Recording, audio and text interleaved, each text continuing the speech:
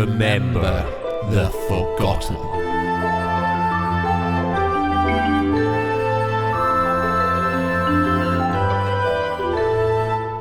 Chapter 15. Tell Me Everything.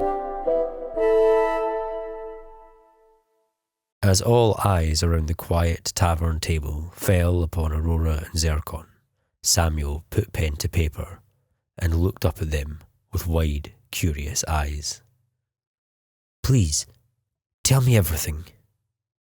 Zircon then turned to face his companion, discomfort evident on his face.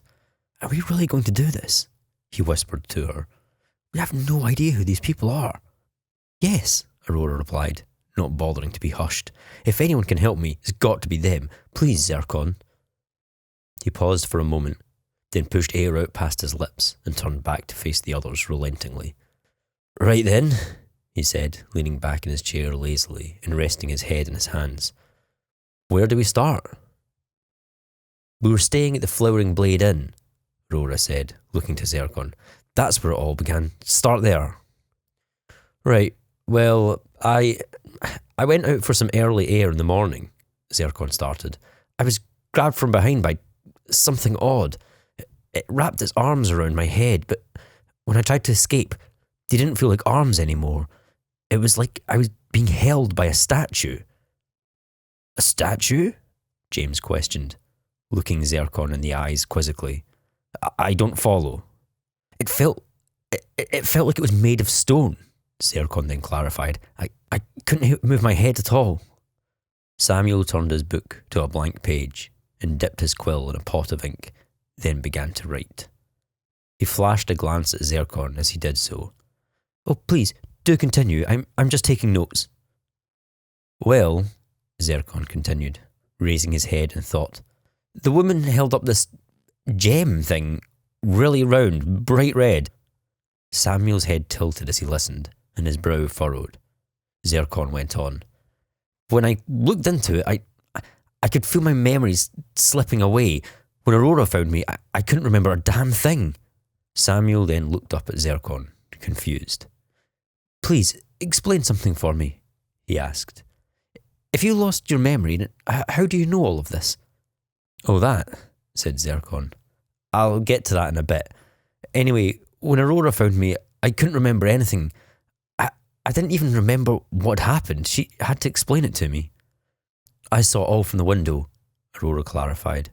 Just for a moment, but I saw the scene. We found that statue thing in the woods later on. It really did just look like a sculpture, but I swear that it was what had grabbed Zircon. She paused for a moment to let the information sink in and to gauge the reactions of her new acquaintances. She wouldn't have blamed them if they didn't believe a word of it. James and Sapphire did indeed seem hesitant as Aurora met their eyes, but Paz appeared to be listening intently, and Samuel even more so. Anyway, I ran outside as fast as I could, but by the time I got to him, Zircon was lying on the floor alone. I never saw where his attackers went. I see, Samuel said, flipping through the pages of his book. And this woman you saw? He stopped as he seemed to find the page he was looking for, then laid the open book down on the table and turned it so that Aurora could see it the right way up. Is this her? Aurora and Zircon's minds raced as they peered at the image in front of them. The inked drawing was rough and looked rushed, but it was most definitely her. Above the sketch, Jade was written in large letters. It's her! Exclaimed Aurora. You know this woman? Zircon demanded of Samuel. What's going on here? I know of her, the boy corrected. Her name is Jade.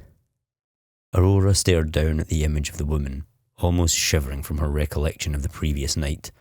The details, especially her piercing, wrathful green eyes, were captured scarily well. For whatever reason, Aurora found herself glancing briefly towards Samuel's eyes, suddenly struck by their rare green hue. When he glanced back at her, she quickly looked away. Samuel simply looked back down at his book.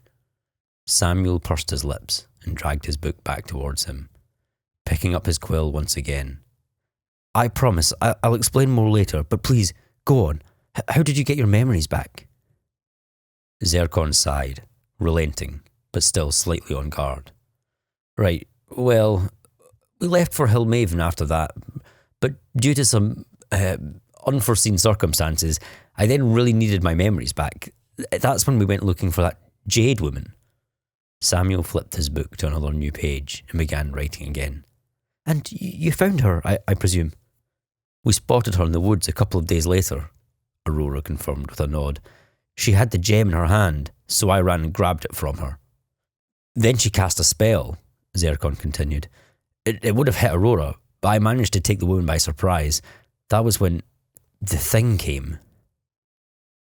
Samuel's eyes flicked up from his book suddenly. The thing? It was a presence, at first, exclaimed Zircon, coming out of the forest towards us. Describe what you saw, requested Samuel, flipping his book to a new page once again. Zircon shivered as his thoughts returned to the horrid monster. How could he possibly hope to describe it? Aurora noticed his distress and placed her hand on his. I can describe it, she said. It looked a bit like a huge wolf, I suppose, but hairless and very spiny.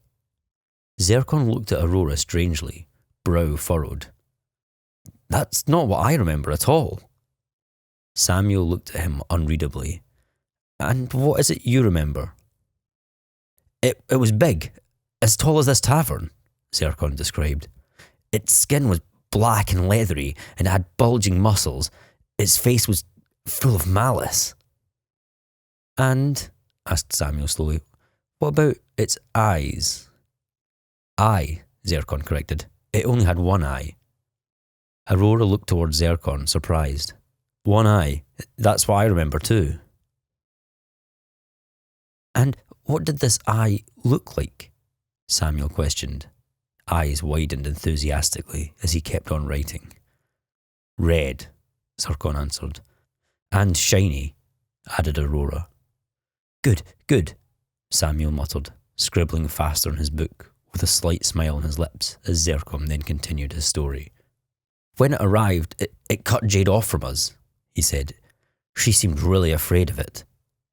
Samuel looked up from his book briefly. Which allowed you to escape, I presume. Zircon breathed in deeply, then exhaled fast. Just about. Amazing, thank you, said Samuel, flipping to another page once more. Could you please describe how you felt when it got near you? Zircon's eyes darted around the room as he once more exhaled sharply. Terrified, quite frankly. Me too, but that was to be expected, Aurora dismissed. It wasn't until after we escaped that I realised I'd forgotten things. Aurora's sadness was visible as she spoke. Zircon could see it in her eyes. Samuel sighed and then gently placed his book down onto the table. He brought his hands together and began to speak, slow and serious, and at last ready to offer answers. The creature you encountered, he told them, it eats memories. The room went quiet in the aftermath of his words, all eyes firmly watching Aurora and Zircon as they considered the information. After a few hesitant moments, Zircon finally broke the silence. Well then, what the hell is this thing? I don't know, admitted Samuel, but I call it the Forgotten. Where did it come from? Asked Aurora. Samuel shook his head. I don't know that either. Well, what do you know? Zircon growled frustratedly. Not much, I'm afraid, said Samuel, looking somewhat dejected. But I can tell you this forgotten creature has been with us for a long time. How come we've never heard of it then? Demanded Zircon. It seems like pretty important information. Tell me, Zircon, Samuel continued, have you ever walked into a room and forgotten what you went in there for? Zircon nodded, slowly, eyeing the boy uncertainly. I suppose so. Have you ever seen something in the corner of your eye? Maybe a shadow that you couldn't explain? Have you ever felt like time had moved faster than usual. All of these things, and more, are as a result of the Forgotten's influence. Impossible, shouted Zircon. I would remember if I'd seen a monster that hideous. You don't have to see it, said Samuel. It doesn't even have to be close. This doesn't make any sense, Aurora then protested. Are you really telling us that this thing has been living under our noses all our lives? Samuel nodded. Indeed, it has. This can't be right, argued Zircon. I never experienced memory loss before this week. Sure, perhaps I'd occasionally forget to bring my coin purse to the market. Perhaps I forgot people's birthdays, and maybe my memories of childhood lack the clarity they once possessed, but nothing like this. Rest assured, those things, no matter how small, are all lost as a result of the Forgotten, said Samuel. It is the sole reason that our memories wane.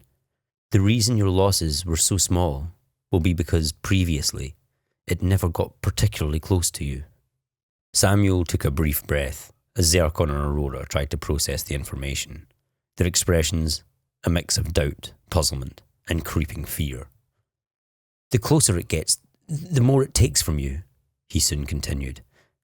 I like to imagine a person's memories like a field of snow and the Forgotten like a very large fire. Now, no matter how far away you get, the slightest bit of heat will always reach into your field, melting the snow bit by bit. As new snow falls, your field collects more and more fresh snow, enough that you rarely notice when the old snow melts away. Now, imagine if that fire got closer. More and more snow would begin to melt from its heat. Even closer, more snow melts, and it melts quicker. Now, imagine this blazing inferno, reaching higher than the sky, were to actually enter your field. Zircon gazed down at the table melancholically. Then it had all be gone. Samuel nodded. Exactly. And by the sounds of it, Aurora came dangerously close to just that. Zircon hammered his fist on the table suddenly. How the hell do we kill it? Samuel shook his head determinedly. The Forgotten is, and probably always has been, a necessary part of life, he said.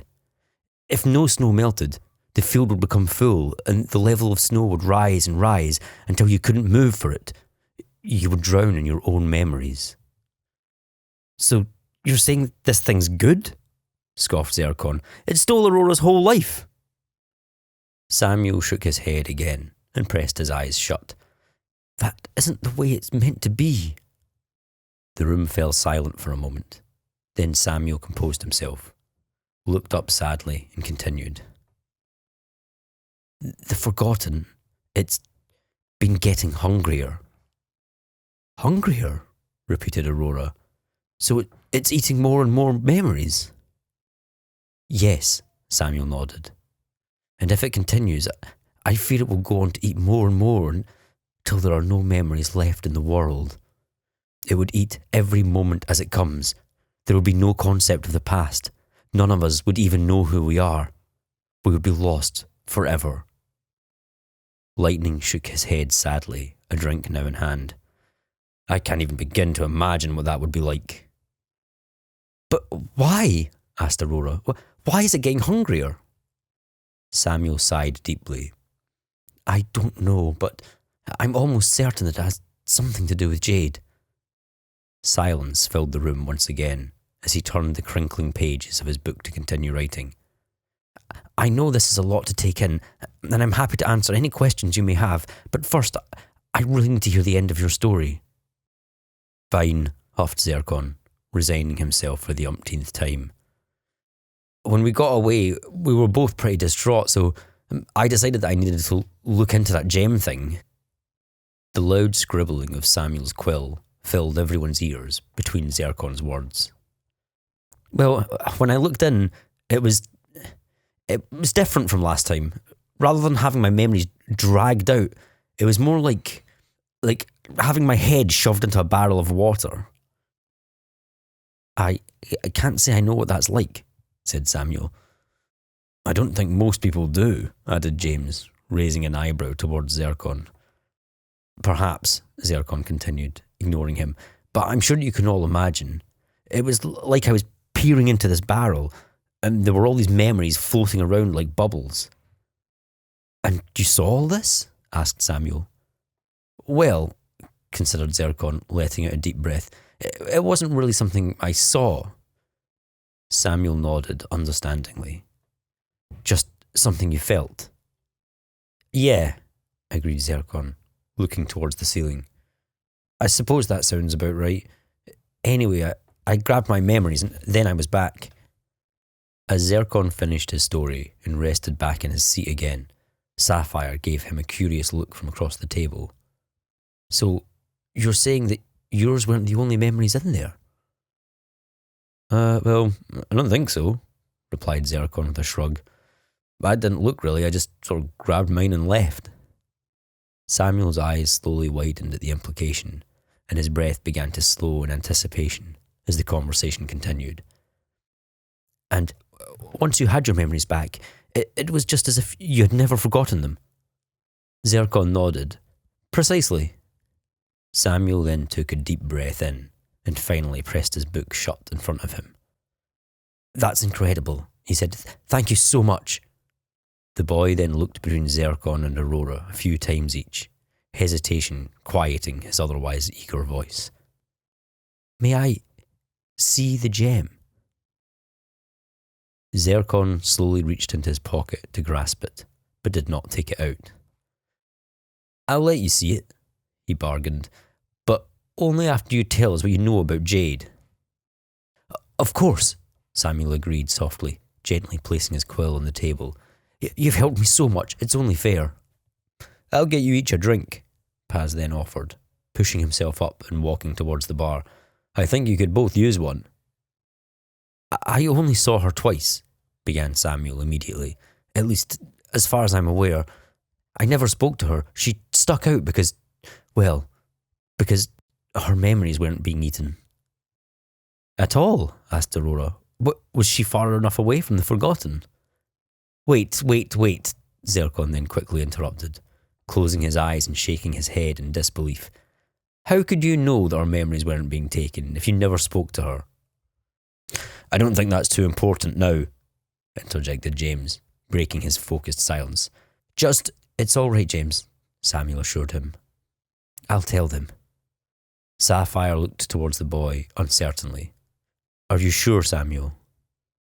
Certain, Samuel confirmed, his expression resolute, and then turning again to Zircon. I have a sort of sixth sense for energies of a magical nature. Zircon smirked and chuckled gently, but his smile quickly faded as he watched the stern faces surrounding him. Oh, he muttered. You're serious? Samuel nodded, a serious expression now on his face. When the Forgotten takes memories, I see them too, slowly seeping out from people, trickling away like a stream, and it's always happening, to everyone, except for her. Zircon nodded silently, trying to picture the image in his mind. I tried to keep track of her that first time, but she disappeared, continued Samuel. The next time I encountered her, though, I was able to trail her for a few days. It was odd. She walked through the forest, day after day, but she didn't actually seem to have a destination. Eventually, I realised that was because she wasn't heading towards anywhere, but rather, she was heading away from something. At first I thought she'd noticed me and she was trying to shake me off, but she hadn't. She was being pursued by the Forgotten. How could you tell? Asked Aurora, eyes wide and intent on his every word. Because memories are always flowing towards the Forgotten, Samuel answered. That's how I can always work out where it is, and wherever she went, it was never far behind. But what does all this mean? Zircon then asked, clearly growing impatient. It means that Jade has found a way to magically withhold her memories from the Forgotten, answered Samuel. I believe that it's eating more and more from the rest of us in a desperate attempt to try and sate its hunger for what has been denied it. Why, though? Aurora questioned. Why does she not want to lose any memories? We've all lost memories normally up until now, and it's never mattered. We've never lost anything truly important. Those who can wield magic have the potential to extend their lifespans far past what is normal, surmised Samuel, head tilted upwards in thought. My guess is that she's much older than appearances suggest and has many lifetimes worth of memories stored in her brain. A creature like the Forgotten can't account for that, so it would inevitably end up taking things that are important, possibly even hundreds of years worth. Maybe Jade refuses to let go of her past. Maybe she can't even remember why. But if she's running from it, then why was she waiting for it in the forest? Asked Zircon. Surely she would have lost everything. I have no idea, Samuel answered. But if we want to find out, I'm going to need to see the gem. Zircon nodded and finally began to withdraw the object from his pocket. Fair's fair, I suppose. After taking it out, he looked around the room cautiously before, at last, handing it to Samuel. The boy rolled the crystal around in his hand, looking it over as his eyes slowly began to widen. Then he raised his head and looked at his companions almost breathlessly. I can't believe it. What? Asked Paz, kneeling down to get a look. This is the Forgotten's missing eye. It is? Exclaimed Zircon, then leaning over the table and looking as closely at it as he dared. I guess it does look similar now that I think about it. I still don't understand one thing, interrupted Aurora, gaining everyone's attention. How come me and Zircon remember the Forgotten looking so different? And furthermore, how come we both remembered its eye the same? The answer, truly, is that you don't remember what it looked like at all, Samuel corrected. But meeting the Forgotten is always a terrifying experience. The feelings linger even if you forget, so the mind conjures what it associates with that fear, and that becomes the Forgotten. The eye is certainly its most memorable feature, so it makes sense that you could recollect it more objectively.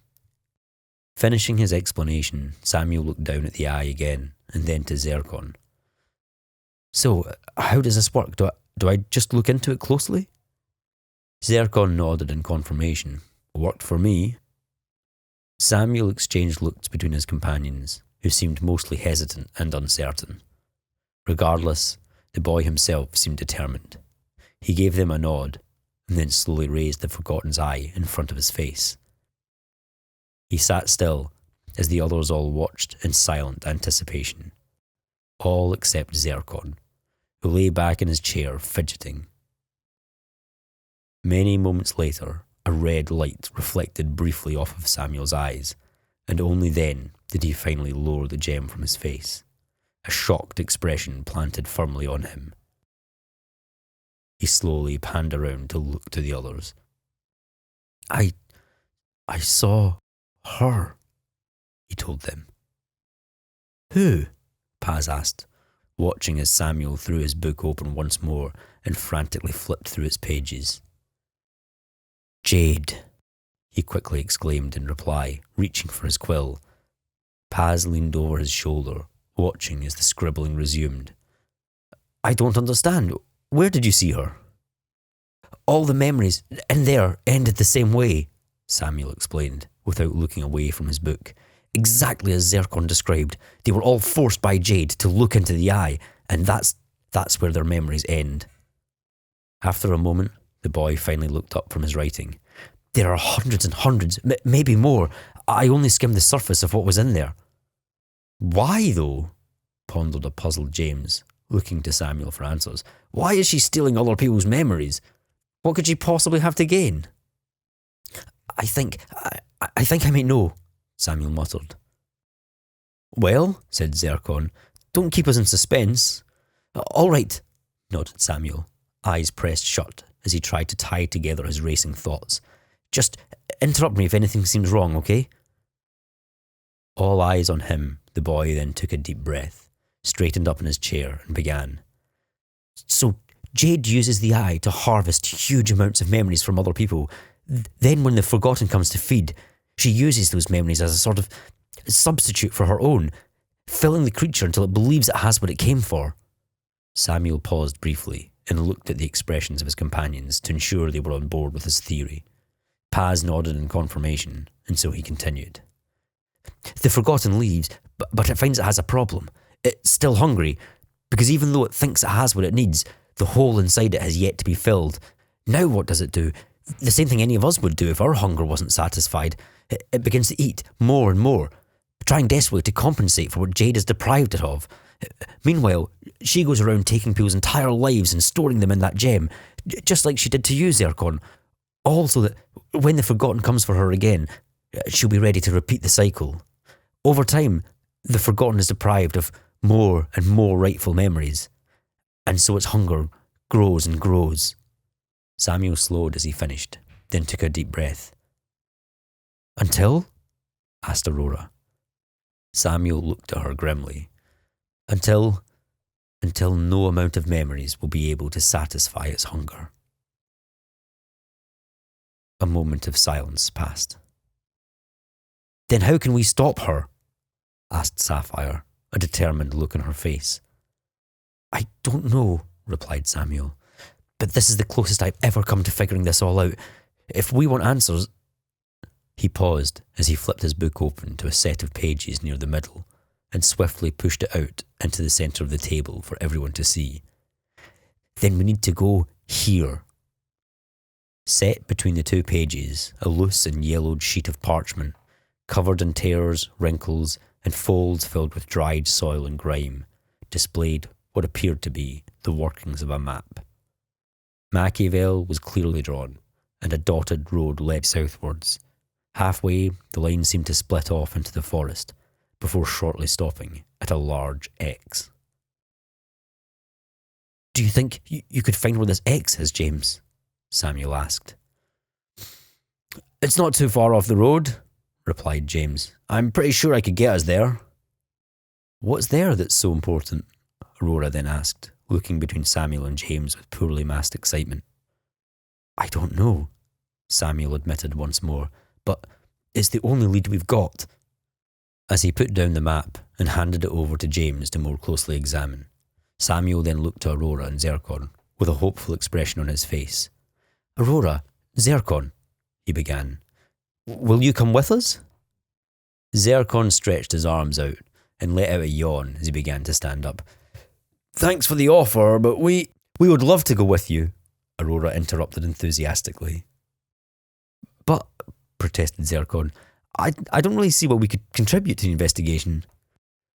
I trust you, Samuel smiled. That's enough for me. Aurora looked up at Zircon with a joy he simply could not argue with.